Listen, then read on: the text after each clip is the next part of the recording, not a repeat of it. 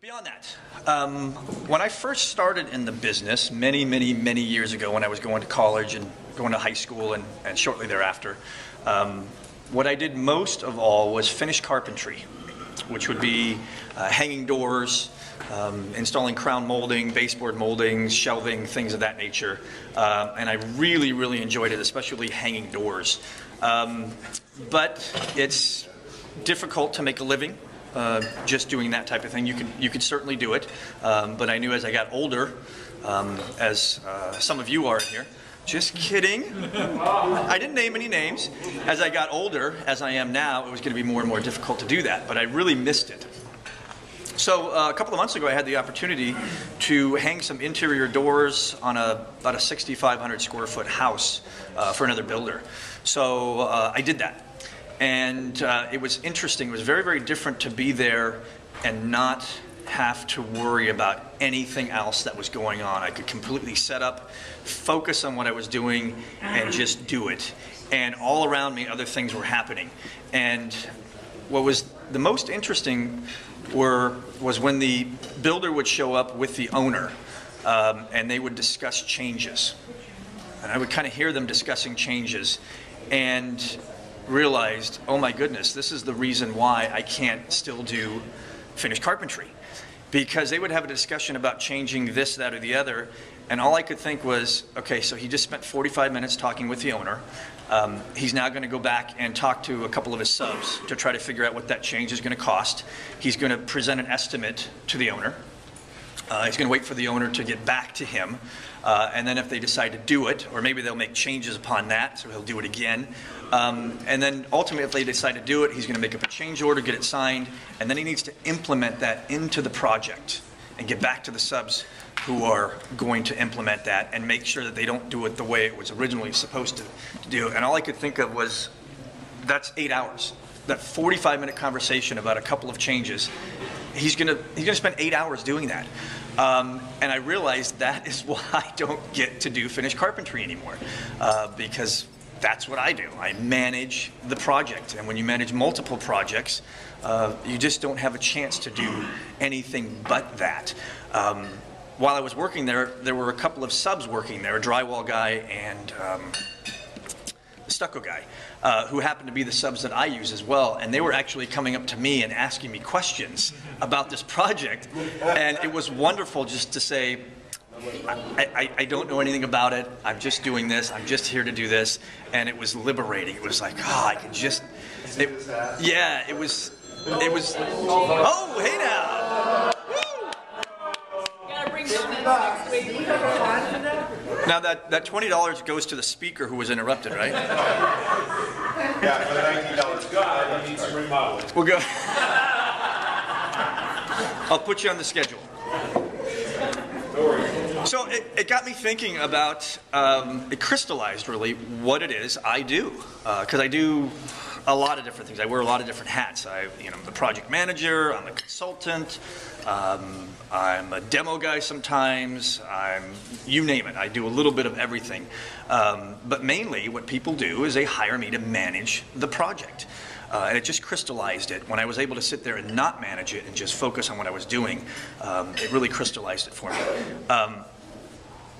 I have a project going right now where the first day that we started the project, I woke up to 5 emails from the owner. And by the time the day was done, I had 10 emails from the owner. And some of that at the end of the day was responses back and forth between us, and I had emailed them probably 7 or 8 times. The next morning I woke up to 7 emails from the customer, and the third day I woke up to 6. Every single one of them, though, was a valid question that needed to be addressed. They were, okay, so what type of recessed lights are you going to provide? Well, nobody had ever asked me that. They're pretty much standard, although there's a few different choices. We just put the typical nice ones in there. Well, they had done research and said, well, is it going to be that one, or that one? So I had to get back to my electrician and do that. Spent virtually all day on that, just doing that. But like I said, every single one of those was a valid question and needed to be addressed, and needed to be addressed pretty quickly. And by the third day, she said, oh my goodness, she said, this is so overwhelming to us. There's so much to do and think about. And she said, we are so happy that you are managing this project because there's no way we could have done it ourselves. We don't know what we're doing. And she said, I can't imagine doing what you do, multiple projects at a time. So that's kind of what I wanted to focus on, was the reason people hire a general contractor is to manage their project. Most people have jobs and lives, and most people don't know the ins and outs of the business and the trades, don't know the subcontractors, don't know the code.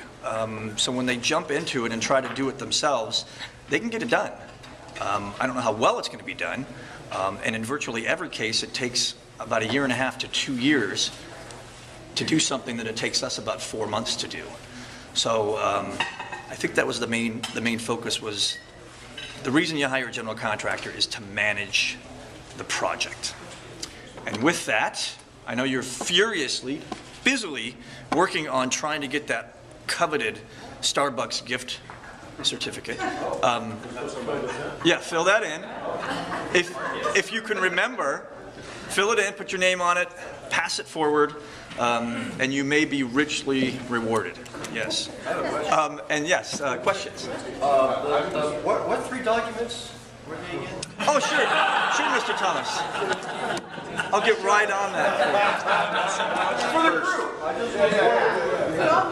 You could claim that you weren't here 3 weeks ago. I was. I don't know. Or you could claim that that gray hair has an effect on your memory. It has. Wait. I wasn't talking to you. It's coming. It's a proven fact. Maybe the scout report comes out, finds gray matter, comes out gray, but doesn't find anything. It just I'm actually getting people. That's awesome. Good. Mr. Guy Ballard. It's a testimonial for Bruce. A year ago now, he was right in the middle of putting a second story and redoing my home down in Michigan. I just gotta say the communication was spot on. The contractors were nice as can be. Very clean crew. It's a year later, and we got a beautiful second story, beautiful kitchen. We're gonna host our entire family at our house on Thanksgiving, and he's just stand-up guy and real professional. So anybody who recommends anybody. Thank you. You were too kind. You were too kind, and if you don't have the answers, I'll give them to you. Jim Duncan. For non-interruption, if you wanted to do a major remodel and you have like bathrooms, kitchens, major parts of the house, can you stage it and keep the price about the same, or do you have to do it basically all at once? It's going to be less. Yeah, it's going to be less expensive if you do it all at once. Significant? Can be, sure, because what you like to do, and I always bring up drywall because drywall is a yucky, messy part of the project, and it takes about 1.5 to 2 weeks to do drywall. By the time you hang the drywall and you get an inspection and you begin to finish it, it's about 1.5 to 2 weeks to do that.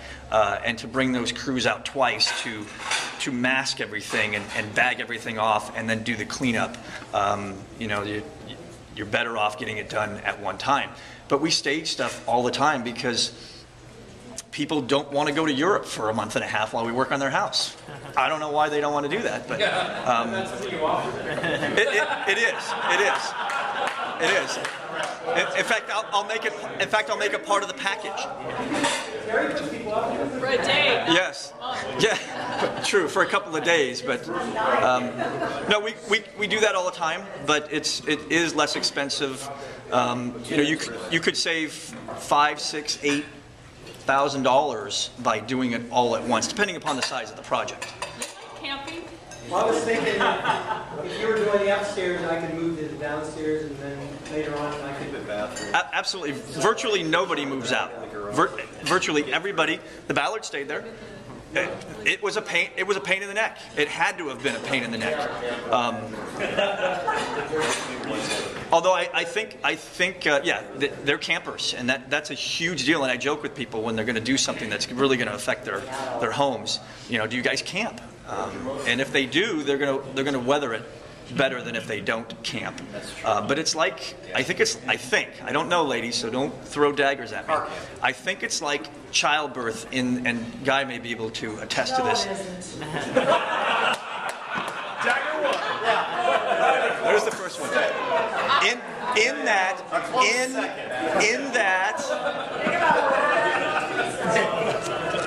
Okay, I take that back.